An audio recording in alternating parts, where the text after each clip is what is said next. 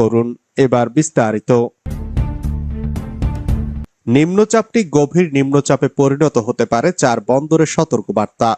বঙ্গোপসাগরে সৃষ্টি হওয়া নিম্নচাপটি গভীর নিম্নচাপে পরিণত হতে পারে, আর তাতে বাড়তে পারে বৃষ্টি। উপকূলীয় এলাকায় বয়ে যেতে পারে ঝোড়ো হাওয়া।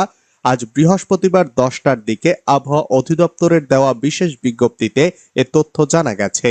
নিম্নচাপের কারণে দেশের 4 বন্দরকে 3 নম্বর স্থানীয় সতর্ক সংকেত দেখাতে বলা হয়েছে। তবে নিম্নচাপটি ঘূর্ণিঝড়ে পরিণত হবে না বলেই জানিয়েছে আবহাওয়া অধিদপ্তর। গ্রামীণ ব্যাংকের পদ ছাড়তে চায় না, রাষ্ট্রের পদ ছাড়বে কিভাবে, প্রশ্ন বিএনপি নেত্রী নীলুফার। বিএনপি নেত্রী নীলুফা বলেছেন, ডক্টর ইউনূস গ্রামীণ ব্যাংকের পদেই ছাড়তে চান না, তিনি রাষ্ট্রের পদ কিভাবে ছাড়বেন।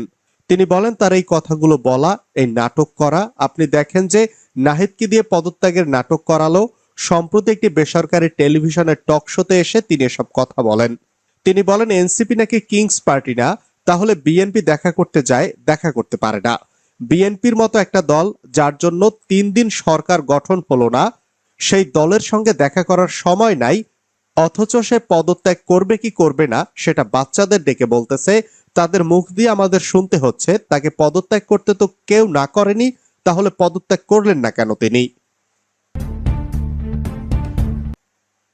সব দল নয়, একটি রাজনৈতিক দলই শুধু ডিসেম্বরে নির্বাচন চায়, যা বললেন ডক্টর ইউনূস। বাংলাদেশের সব দল নয়, একটি রাজনৈতিক দলই শুধু চলতি বছর ডিসেম্বরে জাতীয় নির্বাচন চায় বলে দাবি করেছেন প্রধান উপদেষ্টা ডক্টর মোহাম্মদ ইউনূস। বৃহস্পতিবার সকাল